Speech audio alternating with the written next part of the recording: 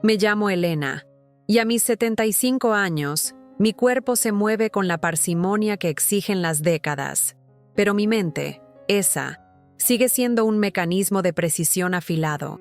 Fui contadora toda mi vida, un oficio de números y certezas, y esa disciplina para conectar los puntos no me ha abandonado.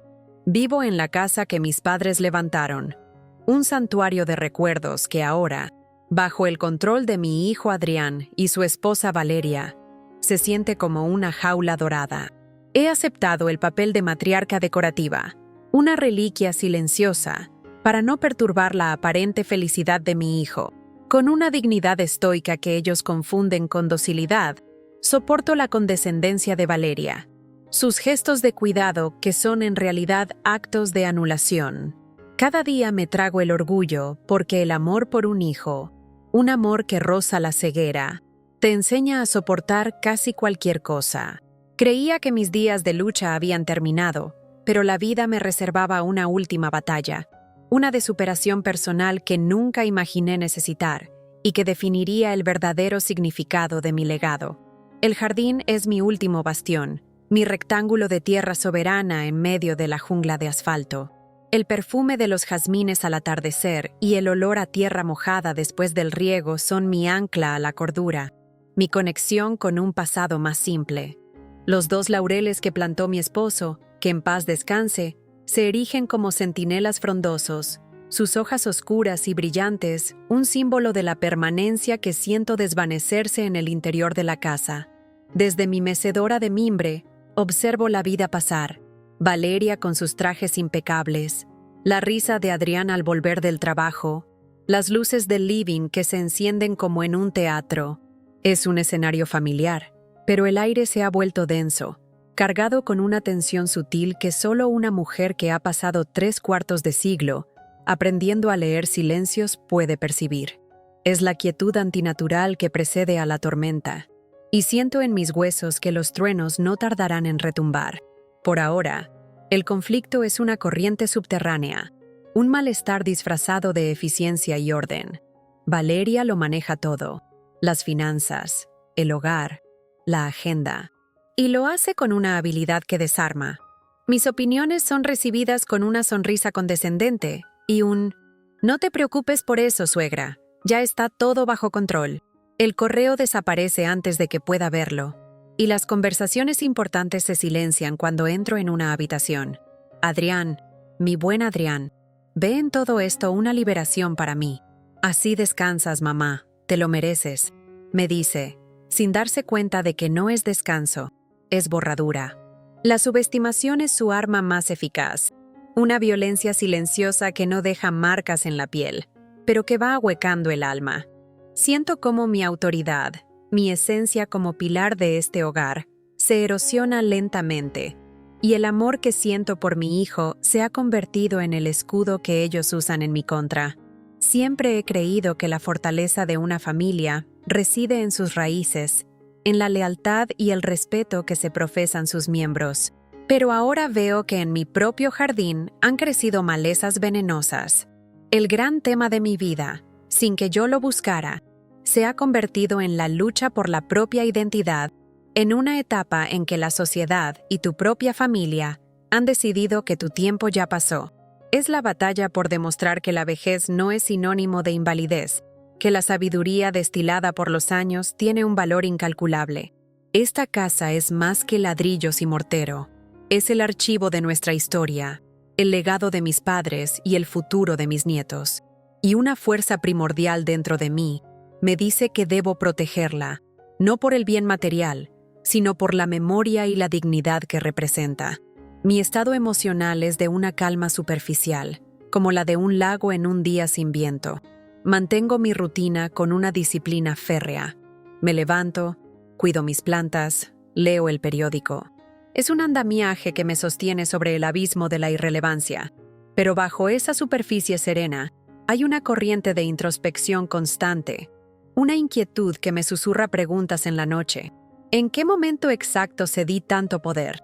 ¿Fue una renuncia o una serie de pequeñas concesiones imperceptibles? La estabilidad que proyecto es una máscara, Una que me pongo para proteger a Adrián de mis zozobras, pero también para protegerme a mí misma de una verdad que se vuelve cada día más evidente. Algo en los cimientos de mi familia está podrido. La rutina, mi aliada, es la que me entrega la primera pista. Es martes, el día del yoga de Valeria. La casa está en silencio, solo roto por el péndulo del viejo reloj del pasillo, un sonido que siempre me ha parecido el latido de un corazón moribundo. En la cocina, sobre la mesada de granito, reposa la correspondencia que Valeria revisa con celo de guardiana. Pero hoy, un sobre se ha deslizado y yace en el suelo, como una ofrenda del destino. Lo recojo. El membrete dice, Soluciones Financieras Apex. Un nombre desconocido, corporativo, frío. La curiosidad, esa vieja compañera terca, me pica en los dedos. El sobre se siente denso, pesado. Lo dejo de nuevo sobre la mesada, pero es demasiado tarde. La semilla de la duda, minúscula y potente, ha sido plantada en la tierra fértil de mi desconfianza. Debajo de la piel de abuela dócil, hay un anhelo que apenas me atrevo a nombrar, el deseo de ser vista de nuevo, no como un objeto frágil o una carga adorable, sino como Elena, la mujer que crió a un hijo sola, que administró este hogar con inteligencia y firmeza, la que entiende de balances y contratos mucho más de lo que ellos sospechan. Mi amor por Adrián es mi mayor vulnerabilidad, la palanca que Valeria usa para doblegarme, sabiendo que me tragaré cualquier ofensa para no causarle dolor. Pero ese amor es también mi fortaleza latente, un motor capaz de desenterrar las mentiras que amenazan con demoler nuestro mundo. Anhelo la autonomía en la tercera edad, no como un capricho, sino como la afirmación final de mi existencia, el derecho a ser la autora de mi último capítulo. Este deseo de reivindicación es el combustible que espera una chispa. Mi vecina, Carmen, es mi polo opuesto y mi ancla a la realidad. Vive en la casa de al lado desde que éramos niñas. Su hogar es un caos vibrante de vida que contrasta con el silencio esterilizado del mío. Su jardín es una jungla de flores silvestres y su cocina siempre huele a pan recién horneado y a sentido común. Carmen, con su pelo canoso siempre a medio recoger y sus manos manchadas de tierra, es la encarnación del pragmatismo. Mientras mi casa se ha vuelto un museo de apariencias, la suya es un refugio de verdades, con la radio siempre puesta en un programa de noticias que ella comenta en voz alta. Es mi única confidente, la única que ve más allá de la fachada que he construido. La posibilidad de un cambio se me presenta en una escena fugaz. Estoy podando mis rosales cuando veo a Valeria en el jardín, hablando por teléfono. Camina de un lado a otro como un animal enjaulado. No oigo sus palabras, pero su lenguaje corporal es un grito de frustración. En un momento dado, patea una piedra con una rabia contenida que me sorprende. Luego, su mirada se clava en mi ventana, y su rostro se transforma en una máscara de fría determinación. Cuelga bruscamente y entra en la casa. Esa imagen, ese destello de su verdadera naturaleza, es una grieta en la narrativa de Nuera Perfecta. Es un obstáculo en la historia que ella misma ha escrito. Y por esa grieta se filtra, por primera vez, una incómoda pero esperanzadora posibilidad de acción. Pienso en las raíces de los grandes laureles de mi jardín. Para crecer fuertes, necesitan espacio y luz. Si una planta parásita, una enredadera de apariencia hermosa pero de naturaleza depredadora, crece demasiado cerca, puede ahogarlas, robarles los nutrientes y la vida. Me doy cuenta de que yo soy ese laurel. He permitido que una enredadera venenosa se enrosque en mi tronco, seducida por sus flores vistosas. Esta reflexión conecta los puntos. La carta, la llamada furiosa de Valeria, mi propia sensación de asfixia. El tema de mi vida se redefine. Ya no es la resignación, sino la recuperación de mi espacio vital, mi derecho a la luz. Es la batalla silenciosa de una raíz que se abre paso en la oscuridad, buscando el sustento que le pertenece por derecho. Una emoción nueva, una mezcla de esperanza e inquietud, se instala en mi pecho. Es la sensación de estar al borde de un precipicio, sin saber si daré un paso hacia el vacío o si me crecerán alas. La resignación se está disolviendo. reemplazada por una corriente eléctrica de anticipación. El cambio emocional es incipiente, tan frágil como un brote en primavera, pero innegable. Ahora, cuando miro a Valeria, ya no veo solo a la esposa de mi hijo. Veo a una adversaria, a una mujer con un plan. Y en esa nueva forma de mirarla, siento que algo dentro de mí, la vieja Elena, la contadora, la estratega, ha comenzado a despertar. La mujer sumisa está empezando a recordar cómo se lucha. El evento que prepara el terreno para la guerra llega esa misma tarde. Adrián entra en la cocina con el rostro iluminado. Mamá, Valeria y yo vamos a organizar un baby shower. Vas a ser abuela. La noticia es una bomba de alegría, pero su onda expansiva trae consigo una revelación oscura. Detrás de él, veo la sonrisa de Valeria. No es una sonrisa de felicidad, es una sonrisa de triunfo. Y lo comprendo todo. Un bebé, la consolidación final de su linaje y su poder en esta casa. El baby shower no será una celebración de la vida, será su ceremonia de coronación. El día del baby shower, mi jardín es un escenario ajeno, una producción de revista en tonos pastel.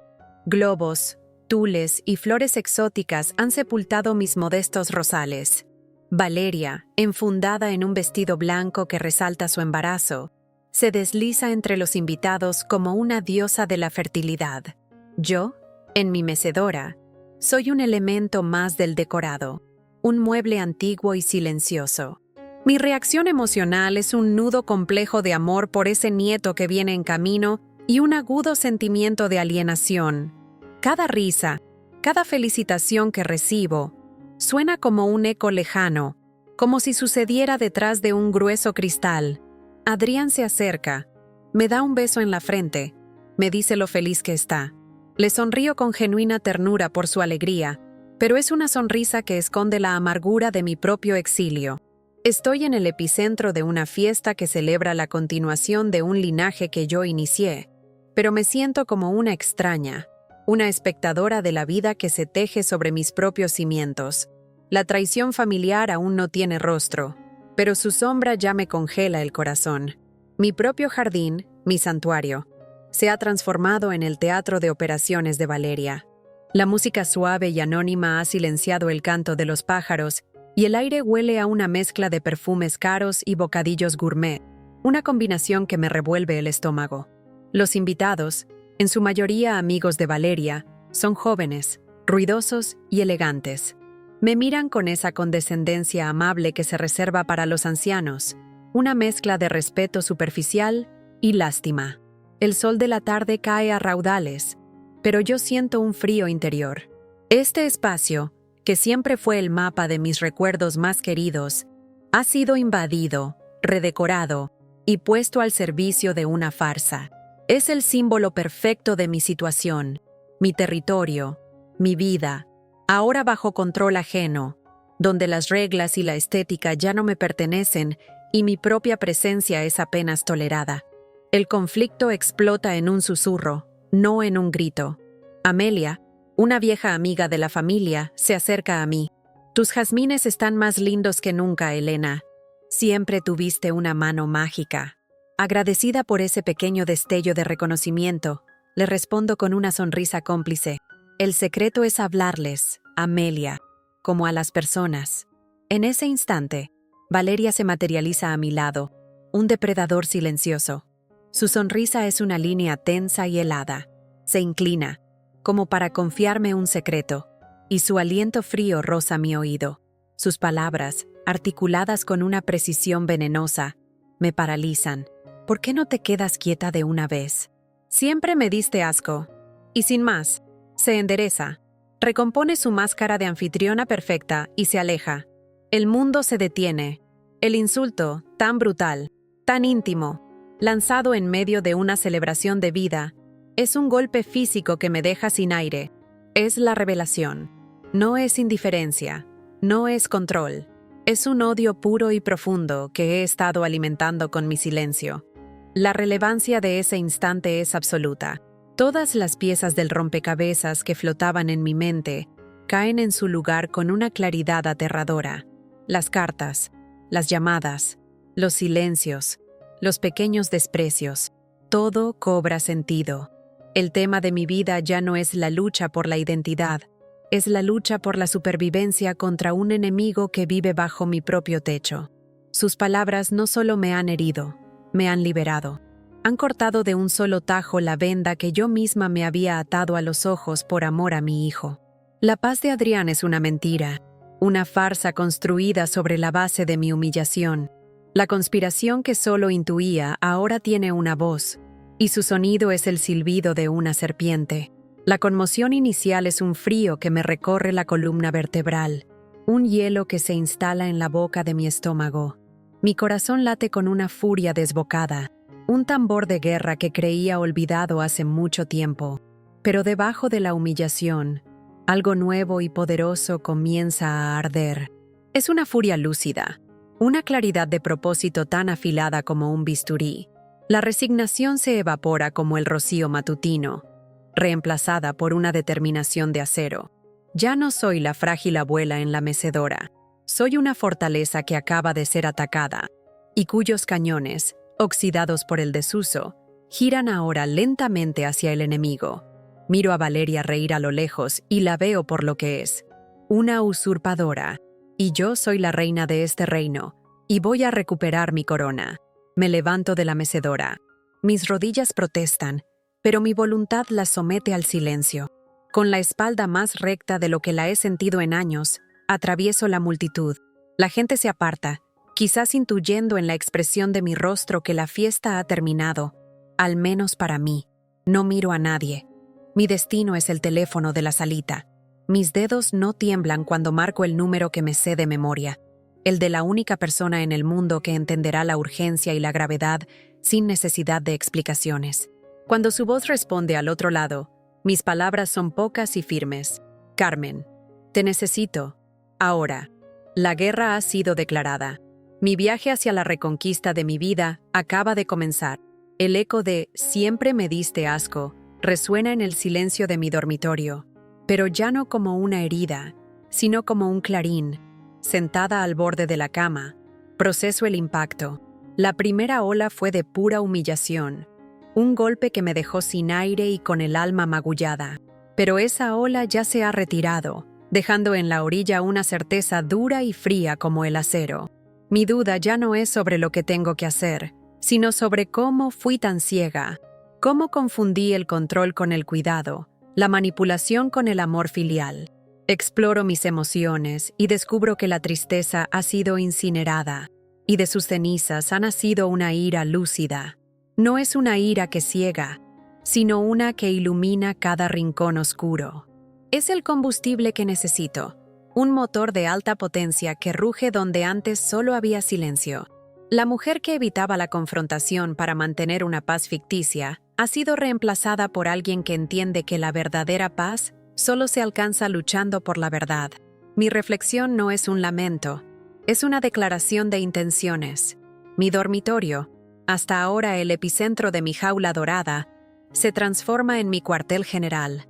Cierro la puerta con llave, un acto de soberanía que no realizaba en años.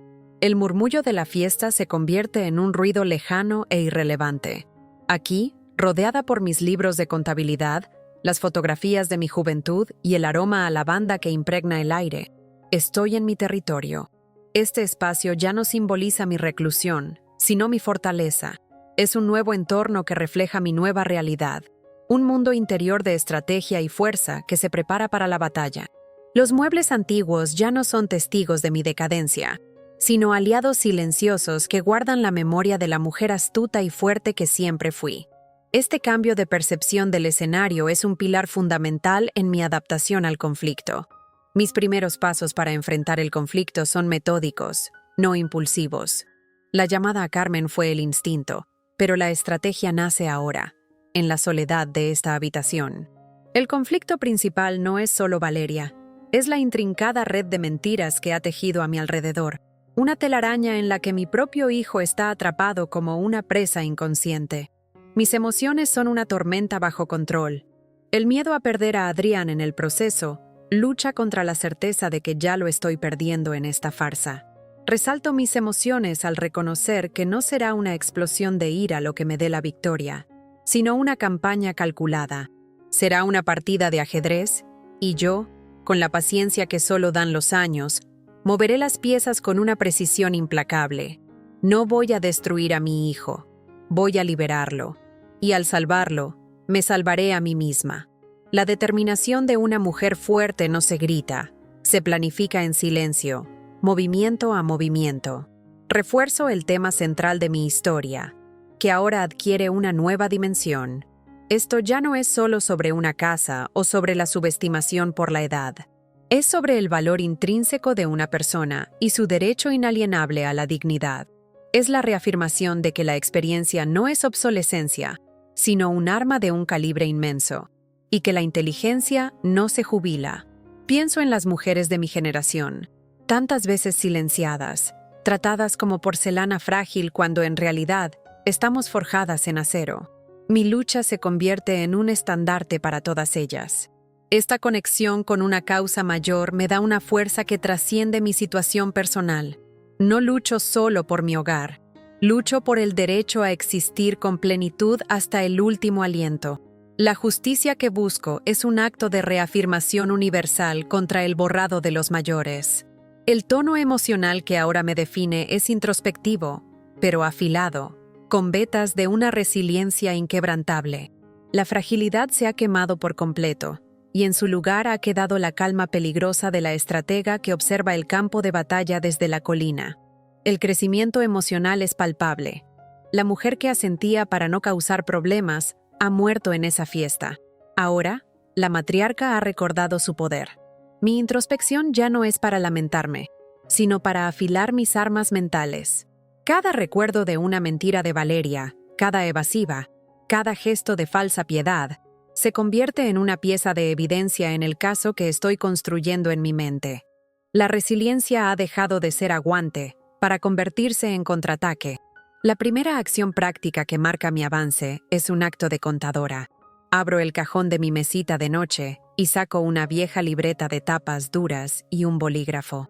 En la primera página, con una caligrafía firme que me sorprende a mí misma, anoto la fecha de hoy, el día de mi renacimiento. Luego, comienzo a registrarlo todo. La fecha en que vi la carta de Soluciones Financieras Apex, la descripción del comportamiento de Valeria al teléfono, la frase exacta que me susurró, cada detalle, cada sospecha. Lo que antes eran solo sensaciones inconexas de malestar, ahora se convierten en datos, en un libro de contabilidad de la traición. La libreta es el archivo de mi guerra, el primer acto tangible de mi nueva y fría determinación. Es un pequeño paso, pero es el cimiento de toda la operación. Para entender la magnitud de la traición, debo obligarme a volver atrás, a los días soleados en que Valeria entró en nuestras vidas. Al principio, era un dechado de virtudes. Sonrisas, atenciones, el apelativo cariñoso de mamá Elena. Adrián estaba deslumbrado, y yo, cuyo único anhelo era la felicidad de mi hijo, la recibí con los brazos abiertos. Le abrí mi casa y mi corazón. Le enseñé las recetas familiares. Le conté las historias detrás de cada mueble. Le di acceso a nuestras vulnerabilidades. Le entregué sin saberlo el mapa de nuestro tesoro y las llaves de la fortaleza. El aspecto de mi pasado que contextualiza este conflicto es mi propia soledad tras enviudar y mi deseo desesperado de ver a mi hijo formar una familia feliz. Cedí mi autoridad creyendo que así construía su felicidad, pero en realidad estaba pavimentando el camino para mi propia ruina. No fue malicia por mi parte, sino un amor tan inmenso que se volvió ciego, una debilidad que ella supo identificar y explotar con paciencia depredadora. Un flashback me asalta con la claridad de una revelación. Hace 2 años, estábamos en el living. Adrián, angustiado, le confesaba a Valeria que su pequeño negocio pasaba por un mal momento. Sin dudarlo, ofrecí vender unas viejas acciones que mi esposo me había dejado, un colchón de seguridad para una emergencia. La reacción de Valeria fue inmediata y vehemente. No, Elena, de ninguna manera. Ese es tu dinero sagrado. Adrián y yo saldremos de esto solos, dijo, con una nobleza que en ese momento me conmovió. Luego, añadió, mirando a Adrián, Además, esos trámites burocráticos son un fastidio. No vamos a molestar a tu mamá con estas cosas. Hoy, ese recuerdo me congela la sangre. No estaba protegiéndome a mí, estaba protegiendo mi patrimonio de mi propio control. Estaba aislando mis bienes, manteniéndolos intactos para su plan maestro. Esa escena, que en su momento me pareció un acto de amor filial, se revela ahora como una jugada maestra de su estrategia a largo plazo. El conflicto principal se profundiza al conectar estos puntos del pasado con el presente. Su insistencia en simplificarme la vida no fue nunca un acto de bondad, sino una estrategia de desposesión gradual. Recuerdo con una claridad dolorosa cómo me convenció para firmarle un poder notarial, para pagar las cuentas y hacer los trámites municipales. «Así no tienes que hacer filas ni estresarte, suegra», me dijo con su sonrisa más dulce. Y yo, agradecida, firmé. Recuerdo la llegada de Javier, el mejor amigo de Adrián y supuesto asesor de inversiones. Fue él, con su encanto de vendedor de humo, quien sugiere consolidar las deudas de Adrián en un paquete financiero que, oh, casualidad, requería la propiedad de la casa como garantía. El origen del fraude no fue un arrebato, sino un plan meticulosamente construido sobre mi confianza, la desesperación de mi hijo y una paciencia de araña, tejiendo la red hilo a hilo. El contexto histórico de mi generación es clave para entender mi pasividad inicial. Fuimos educadas para confiar, para creer en la palabra dada, para considerar a la familia política como propia. La desconfianza era un defecto, no una herramienta de supervivencia. El tema central de mi lucha es también la colisión brutal de esos valores de lealtad y buena fe con una modernidad depredadora que ve la confianza como una debilidad a explotar. Valeria y Javier son productos de un mundo donde la lealtad es transaccional. Comprender esto no me hace sentir ingenua, sino que me permite contextualizar mi ceguera.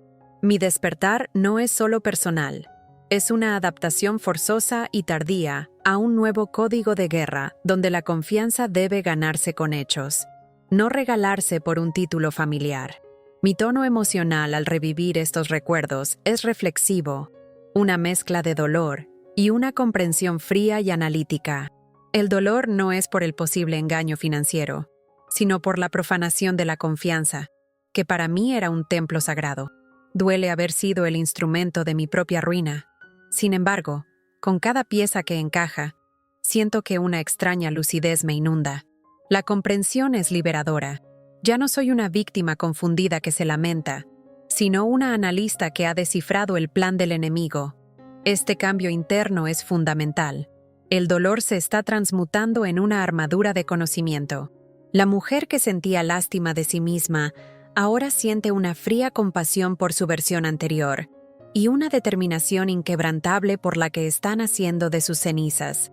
Un flashback final explica el origen del conflicto de manera definitiva, el momento en que firmé mi sentencia. Fue durante una crisis económica del país. El negocio de Adrián estaba al borde del colapso. Yo estaba lista para hipotecar la casa. Fue entonces cuando Valeria, con Javier a su lado, me presentó una alternativa mucho más inteligente. Un documento que, según me explicaron, ponía la casa como garantía temporal en un fondo de inversión privado gestionado por Javier. Generará ganancias mientras asegura el préstamo para Adrián. Es una formalidad, Elena. La casa nunca estará en riesgo real, me aseguró Javier con su sonrisa tranquilizadora. Adrián, agobiado y desesperado, confió en su mejor amigo. Y yo, queriendo ser la solución, confié en ambos. Firmé donde me indicaron. Ese fue el día en que, con un trazo de mi bolígrafo, les entregué la llave de mi vida. La primera confrontación no podía ser con Valeria. Ella era la general enemiga. Primero debía recuperar a mi soldado, a mi hijo. Lo esperé en el living esa noche, con mi libreta de notas sobre la mesita de centro como si fuera un expediente judicial. Cuando Adrián entró, cansado y ajeno a todo, le pedí que se sentara con una calma que lo descolocó. «Hijo, tenemos que hablar de algo muy serio. Sobre esta casa, sobre tus finanzas y sobre Valeria». Mostré mi crecimiento al ser directa, asertiva, dejando de lado el tono suplicante que había adoptado en los últimos años. Le presenté los hechos de mi libreta: fechas, nombres de empresas, inconsistencias.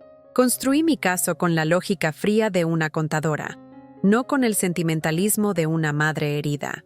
Era la primera vez en una década que le hablaba no como su madre frágil, sino como la matriarca de la familia, y la sorpresa en su rostro me indicó que estaba escuchando de verdad. El living, escenario de tantas cenas felices, se transformó en una sala de interrogatorios. La luz de la lámpara de pie dibujaba sombras largas en las paredes, creando un ambiente solemne y denso. Había cerrado las cortinas, aislando nuestro pequeño mundo de la noche exterior, intensificando la tensión. Adrián estaba hundido en el sofá donde de niño se acurrucaba para que le leyera cuentos, un detalle que no era casual. Lo había atrapado en el corazón de sus propios recuerdos, de su historia, un territorio sagrado que ahora estaba bajo amenaza por su propia ceguera. El entorno familiar, cargado con una gravedad inusitada, estaba diseñado para que no tuviera escapatoria emocional ni racional. La batalla por su lealtad se libraría en su propio terreno. La interacción fue una escalada de tensión. Al principio, la negación fue su escudo. «Mamá, estás imaginando cosas. Valeria me ama. Javier es mi mejor amigo. Es como mi hermano». Sus palabras eran un mantra desesperado. Fue entonces cuando jugué mi primera carta. Carmen, mi aliada indispensable, había logrado interceptar un sobre del correo. Con manos temblorosas pero firmes, le entregué a Adrián el borrador de un contrato de traspaso de la propiedad a una empresa fantasma a nombre de Javier. La oposición de Adrián se tambaleó. «Esto tiene que ser un error, una confusión», murmuró, pero su voz era un hilo. La tensión llegó a su clímax cuando lo miré a los ojos y le dije: «Adrián, el amor te ha hecho ciego, pero la evidencia te está gritando. Tienes que abrir los ojos. No por mí, por ti y por el hijo que esperas». A través de este enfrentamiento, reforcé el tema central de la historia. No le exigí que me creyera, le exigí que buscara la verdad por sí mismo. Apelé a los valores que una vez le inculqué: la honestidad, la protección del legado familiar. Esta casa no son solo paredes, Adrián. Es el sudor de tus abuelos. Es el recuerdo de tu padre. Es tu historia y la de tu hijo. Y la estás entregando a personas que solo ven en ella un signo de pesos. Conecté el fraude financiero con la traición a un código moral, a un linaje de honor. La lucha por la justicia y la dignidad se convirtió en el eje de nuestra conversación, elevando el conflicto de una disputa doméstica a una batalla por el alma de nuestra familia. Mi progresión emocional durante la conversación fue un viaje desde una tensión controlada hasta una confianza creciente. Comencé con el corazón en la garganta, aterrada de que su ceguera fuera impenetrable, pero a medida que presentaba mis pruebas y veía cómo sus defensas se agrietaban y caían, sentí cómo mi propio poder se afianzaba. Ya no era la víctima suplicante, era la fiscal presentando un caso irrefutable. Mi empoderamiento se reflejaba en mi postura, en la firmeza de mi voz. Al final, cuando Adrián se quedó en un silencio devastado, pálido y con la mirada perdida, supe que había ganado la primera batalla. Había logrado plantar la semilla de la duda en el único terreno donde podía germinar: su propio corazón herido. El evento clave que marcó el punto de inflexión definitivo fue mi jugada final. Después de presentarle todas las pruebas, lo miré con una mezcla de firmeza y compasión. «No me creas a mí, Adrián. Créeles a tus propios ojos. La gente descuidada siempre deja un rastro digital. Revisa su computadora, su teléfono. La verdad está ahí, esperándote». No fue una orden. Fue un desafío a su inteligencia y a su valor. Esa noche no dormí. Escuché sus pasos inquietos y, mucho más tarde, el sonido inconfundible de un sollozo ahogado. A la mañana siguiente, Adrián salió de su habitación con los ojos rojos y una expresión de absoluta desolación. En su mano, sostenía su teléfono. En la pantalla, una fotografía reciente de Valeria y Javier besándose apasionadamente. La traición financiera ahora tenía el rostro brutal de la traición personal. Mi hijo, finalmente, Había despertado. Con Adrián de mi lado, roto pero lúcido, pasamos de la conmoción a la acción. Mi rol mutó de investigadora a comandante en jefe. Mostré mi crecimiento al frenar su primer impulso, que era la ira ciega de confrontarlos. La rabia es un mal estratega, hijo. Le dije con una calma que lo sorprendió. Vamos a ser más inteligentes. Necesitamos pruebas irrefutables, de las que un juez no pueda dudar. Y necesitamos un buen abogado, no un improvisado. Mi mente, durante años dedicada a recetas y jardinería, se enfocó en la logística de una contraofensiva legal, con una claridad asombrosa. Mi primera acción concreta fue llamar a Carmen para que activara su red de contactos y nos consiguiera un abogado con más colmillo que una jauría, como diría ella. Esta decisión marcó el inicio de nuestra avanzada calculada hacia la resolución del conflicto, transformando nuestro dolor en un plan de acción. Nuestro centro de operaciones se trasladó a la cocina de Carmen, un escenario que reflejaba mi progreso y nuestra alianza. Este lugar, siempre un refugio de amistad, se convirtió en nuestro cuarto de guerra. El aroma a café recién hecho se mezclaba con el olor a papel de los documentos legales que el abogado, un hombre mayor y astuto llamado Belisario, nos había enviado. La robusta mesa de madera de Carmen, habitualmente cubierta de harina, ahora sostenía copias de contratos, estados de cuenta y un organigrama de la conspiración que habíamos dibujado en el reverso de una boleta. Salir de mi reclusión y liderar esta conspiración justa en territorio amigo era la prueba de mi renacimiento. El contraste entre la calidez del hogar de Carmen y la frialdad de nuestra tarea subrayaba la gravedad de la situación, pero también la inmensa fuerza de nuestra lealtad. Introdujimos obstáculos menores para desafiar al enemigo y obtener más pruebas. El principal era acceder a los documentos originales que Valeria guardaba bajo llave en su escritorio. Forzar la cerradura era impensable. Aquí es donde la astucia de Carmen brilló. Sabiendo que Valeria tenía una cita inamovible en la peluquería los jueves, Carmen la llamó haciéndose pasar por una empleada de una empresa de mensajería con un paquete urgente que requería firma personal, justo en esa franja horaria. Valeria, ansiosa por no perder su turno y completamente engañada, le dijo a la supuesta mensajera que dejaría la puerta sin llave para que dejara el paquete dentro. Este pequeño pero brillante engaño nos proporcionó la ventana de oportunidad perfecta, un desafío que superamos con inteligencia y no con fuerza bruta, demostrando que éramos más listos. Nuestras acciones estaban intrínsecamente conectadas con el tema principal de la historia. Estábamos utilizando la inteligencia, la paciencia y la astucia, herramientas a menudo subestimadas, especialmente en mujeres mayores, para desmantelar un plan basado en la arrogancia y la codicia. Cada paso que dábamos era una reafirmación de que el poder no reside solo en el dinero o la fuerza, sino en la claridad mental, la estrategia y, sobre todo, la lealtad. Nuestra alianza, 2 mujeres mayores, un hijo arrepentido y un abogado veterano, era un símbolo poderoso de resistencia. Estábamos demostrando que la autonomía en la tercera edad no es un sueño, sino una realidad que se construye con valentía, ingenio y cooperación, alineando nuestras acciones con la idea de que la justicia es un objetivo alcanzable para quienes se atreven a luchar por ella. Mi progresión emocional se consolidó en un tono de empoderamiento sereno y seguro. El miedo se había extinguido por completo, reemplazado por una concentración absoluta.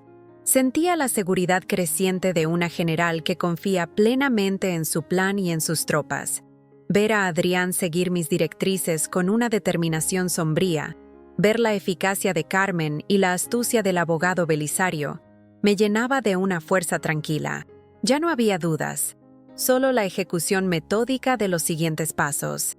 Este estado de empoderamiento se reflejaba en mi postura, en mi mirada directa y en mis manos firmes. Estaba en control, no solo de la situación, sino de mí misma, de una manera que no lo había estado en décadas. Era una sensación embriagadora. El evento clave que impulsó la historia hacia el clímax fue el éxito de nuestra pequeña incursión. Durante la ausencia de Valeria, Adrián y yo entramos en su despacho. Con el corazón en un puño, mi hijo abrió el cajón que ella siempre mantenía cerrado con llave. Dentro, una carpeta. No solo contenía los originales del traspaso fraudulento de la propiedad, sino algo mucho peor.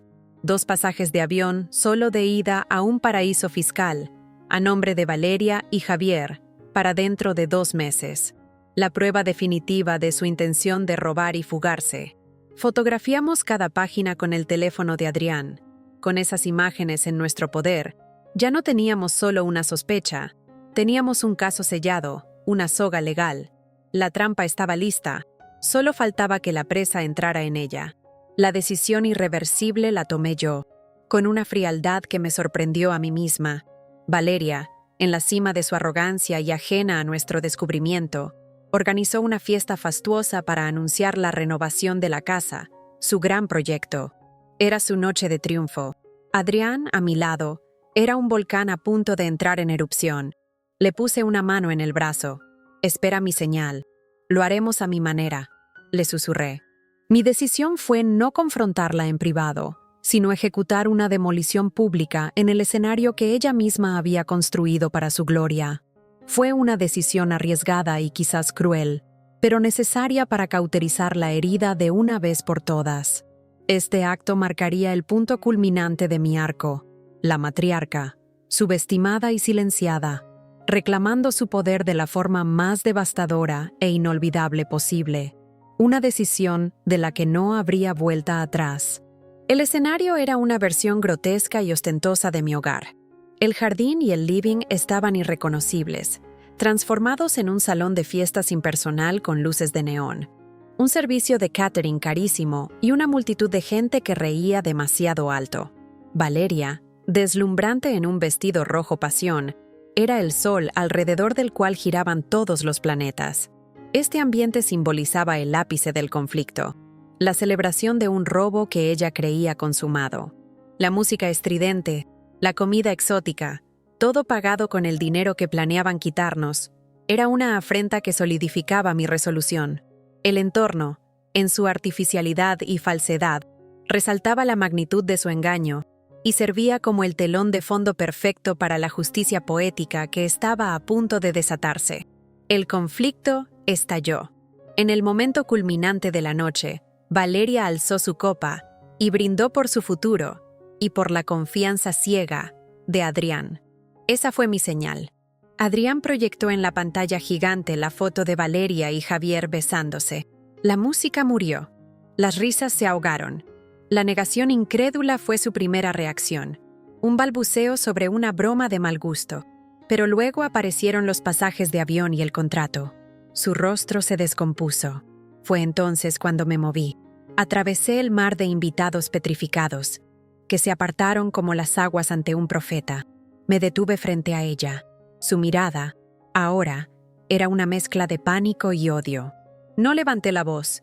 Me incliné, como ella había hecho conmigo en el jardín, y le susurré, para que solo ella lo oyera. «Recuerdo perfectamente lo que me dijiste, que te daba asco». Hice una pausa, disfrutando del terror en sus ojos. «Mírate ahora, expuesta, sola. El asco es un espejo, ¿no crees?» Mi decisión de exponerla así, con esa estocada final, personal y silenciosa, resaltó el tema central de la historia. No fue solo una venganza, fue un acto de restauración kármica. Al devolverle su propio veneno en público, no solo la destruí, sino que liberé a mi hijo de su hechizo y reclamé mi propia narrativa. La verdad, por más brutal que sea, es la única cirujana capaz de extirpar un cáncer como el que ella representaba. Mi decisión, aunque dura, reforzaba la idea de que la justicia no siempre es un acto legal. A veces es un acto de equilibrio poético, una lección que se enseña con la misma moneda con la que te ofendieron. Fue una amputación necesaria para salvar el alma de mi familia.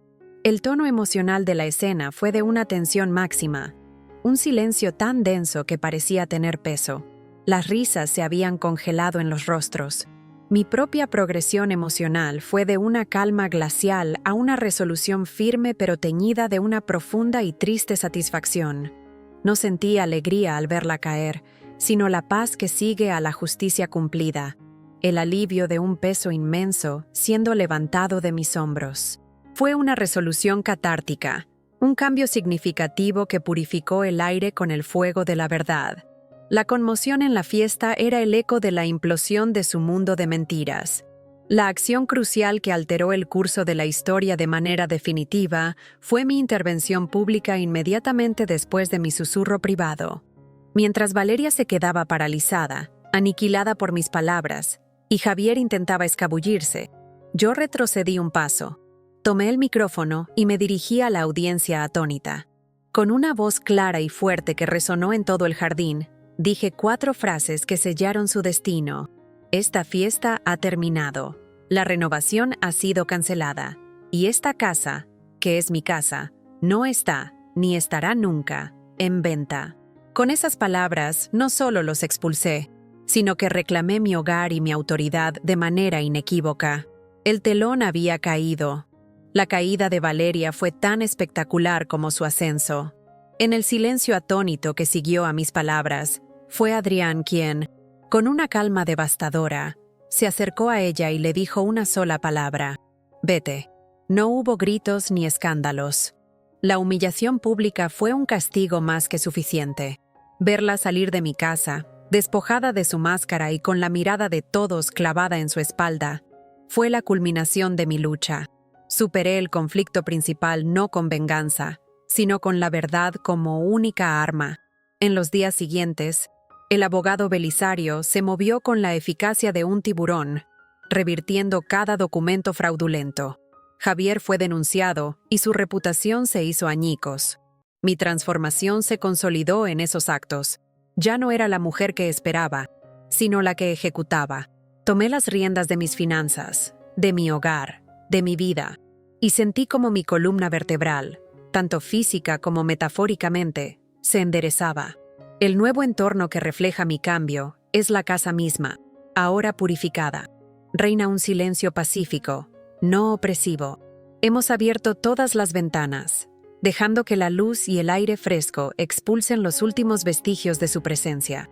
He guardado sus adornos pretenciosos y he vuelto a colocar mis portarretratos, mis libros, los objetos que cuentan mi historia. La casa vuelve a oler a lavanda y a pan casero. El cambio más significativo está en el jardín.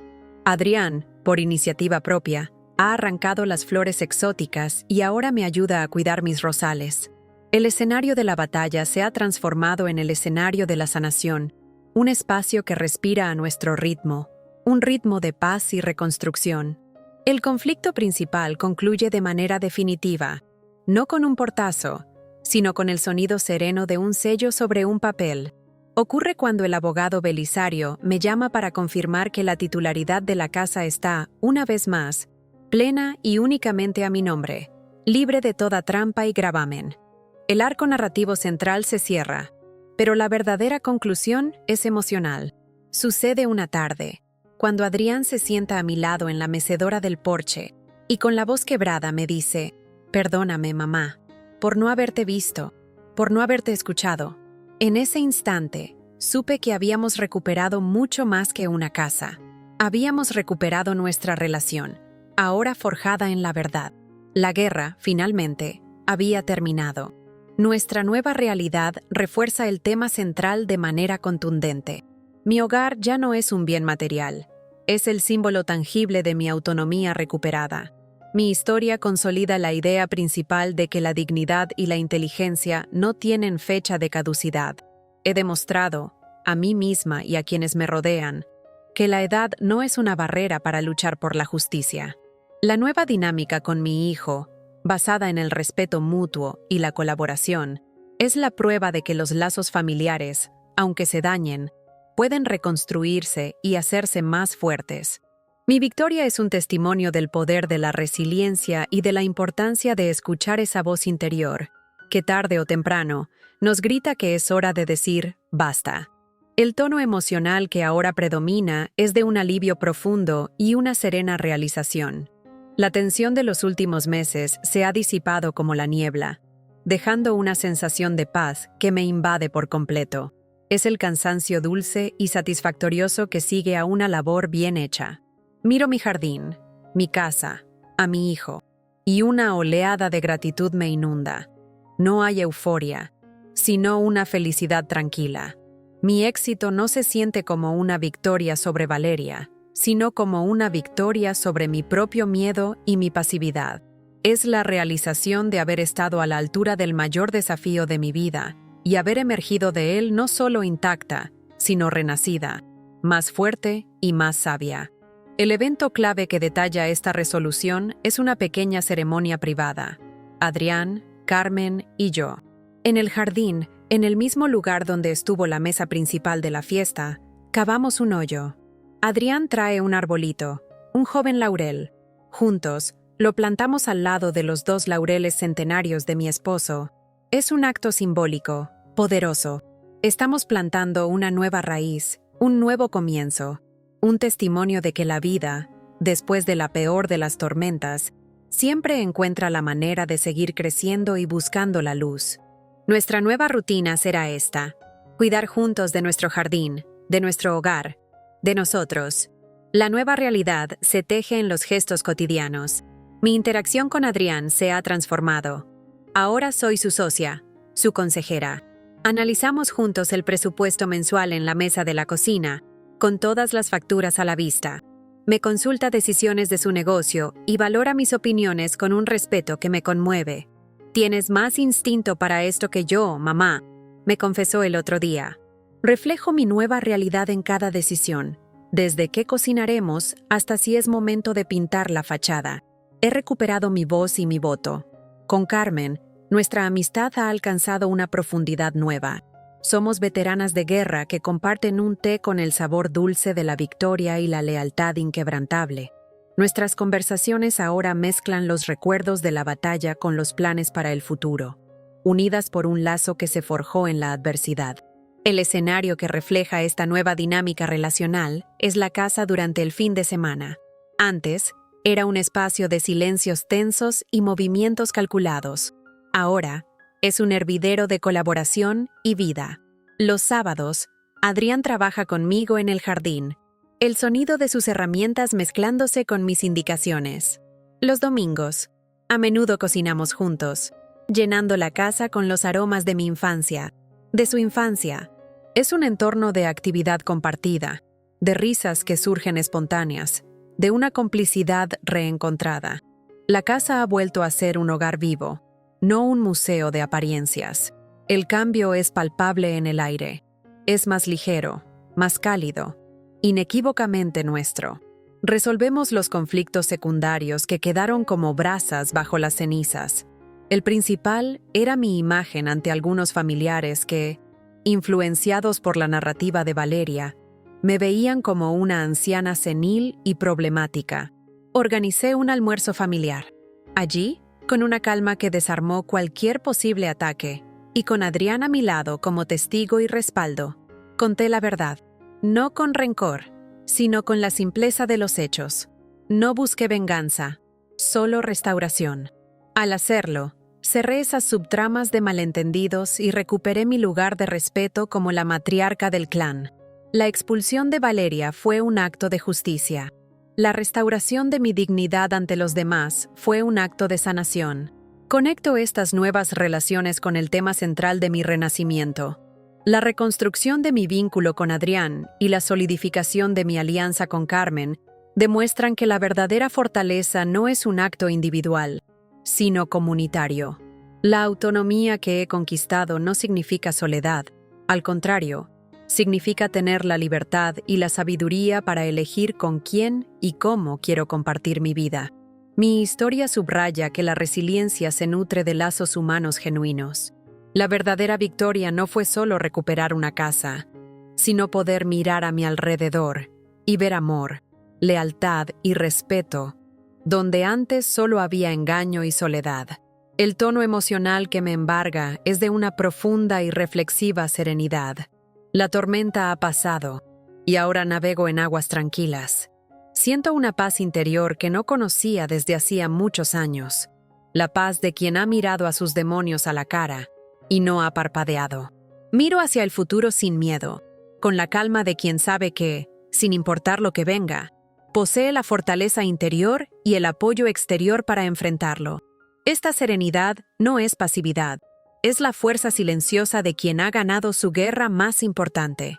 Es el verdadero trofeo, la medalla invisible que adorna mi alma. El evento clave que encapsula estas nuevas dinámicas es de una simplicidad conmovedora. Una tarde, suena el timbre. Es Carmen, con un termo y 2 tazas. «Hoy el té se sirve en tu porche», anuncia. Nos sentamos en las mecedoras. Poco después, llega Adrián del trabajo. En lugar de pasar de largo, toma una silla y se une a nosotras. No habla mucho, solo escucha nuestra charla, sonriendo de vez en cuando, disfrutando del momento. Esa imagen, los 3 juntos, compartiendo un atardecer sin pretensiones, es el retrato perfecto de nuestra nueva vida. Normalidad, paz, compañía. Ese es el verdadero final feliz. Me miro en el espejo del recibidor, el mismo que ha reflejado mi rostro durante medio siglo. Veo las arrugas, el pelo completamente blanco, los mapas que el tiempo ha dibujado en mi piel. Pero, por primera vez en mucho tiempo, no veo a una anciana. Veo a una guerrera. Veo a una estratega. Veo a Elena en toda su plenitud. Mi transformación es completa. Ya no me defino por mi edad ni por mi rol de madre o abuela, sino por mi esencia indestructible. Soy una mujer que fue subestimada y herida, pero que se levantó con una fuerza que no sabía que poseía. El desprecio de otros fue el catalizador que me obligó a recordar mi propio valor, y por ese doloroso regalo, siento una extraña y serena gratitud. He conquistado una autonomía que trasciende lo material. Es la soberanía absoluta sobre mi propia alma, mi historia y mi futuro. El escenario que simboliza esta transformación completa es mi jardín al amanecer. Cada mañana, salgo con una taza de café y contemplo cómo la primera luz del día baña las hojas de los laureles. El arbolito nuevo que plantamos se yergue firme, sus hojas brillando con la promesa del futuro. El aire es fresco, limpio, lleno de posibilidades. Este jardín ya no es mi último refugio, es mi reino. Cada flor que cuido es un acto de afirmación. Cada hierba que arranco es la eliminación de un mal recuerdo. Es un espacio que he reclamado y que ahora florece bajo mi cuidado soberano. El silencio ya no es el de la soledad, sino el de la contemplación y la paz. Es el escenario de mi renacimiento, el símbolo vivo de una historia de resiliencia. En este punto de mi historia, omito por completo cualquier conflicto activo. Valeria y Javier son fantasmas de un pasado cerrado, cenizas que el viento se ha llevado. Mi mente ya no maquina estrategias ni revive heridas. Está firmemente anclada en el presente, saboreando la calma ganada. He aprendido que la paz no es la ausencia de problemas, sino la confianza en tu propia capacidad para enfrentarlos. He cerrado ese capítulo con llave y he tirado la llave al mar. Mi presente es demasiado valioso como para permitir que las sombras del ayer lo manchen. El verdadero cierre es la capacidad de dejar ir y abrazar la serenidad. Mi historia concluye con un mensaje universal, la lección que he destilado de mi propia vida. Las raíces, como las personas, pueden ser atacadas por plagas, sequías o la maleza de la traición. Pueden intentar cortarlas, envenenarlas, darlas por muertas, pero una raíz fuerte, una que está profundamente anclada en la tierra de su propia verdad y dignidad, siempre, siempre, encontrará la manera de volver a brotar. Nunca es tarde para florecer. Nunca es tarde para reclamar tu espacio, tu voz, tu luz. La fuerza más grande no reside en no caer nunca, sino en la sabiduría y la valentía de levantarse una vez más, con las cicatrices como medallas y la esperanza como brújula. El tono emocional que ahora me define es inspirador y profundamente optimista. Siento una esperanza radiante, no solo por mi propio futuro, sino por el de todos aquellos que en algún momento se han sentido invisibles, descartados o subestimados. Mi experiencia me ha demostrado que dentro de cada uno de nosotros reside una fortaleza insospechada, un gigante dormido que espera la llamada correcta para despertar. Esta esperanza no es ingenua, es una certeza forjada en el fuego de la adversidad. Refleja la convicción de que, incluso desde la oscuridad más profunda, siempre existe un camino de vuelta a la luz, una posibilidad de crecimiento y de victoria. Quiero que mi historia sea un faro, la prueba de que la resiliencia es nuestro superpoder más humano. El evento final que simboliza mi transformación completa es un acto pequeño pero significativo. Una tarde, revisando el correo, encuentro un folleto de un taller de jardinería comunitaria. Hace un año, lo habría tirado, pensando, ¿yo, a mi edad? Hoy, sin dudarlo un segundo, tomo el teléfono y me inscribo. No para aprender, sino para enseñar, para compartir lo que sé, para conectar, para participar. Es el acto final de romper el cascarón de mi aislamiento. Es salir de mi jardín recuperado para ayudar a que otros jardines florezcan. Ese, y no otro, es el verdadero significado de haber renacido. Fin de la historia. Si algo en esta historia tocó tu vida, regálanos un like y suscríbete. Tal vez la próxima historia sea justo la que estabas esperando.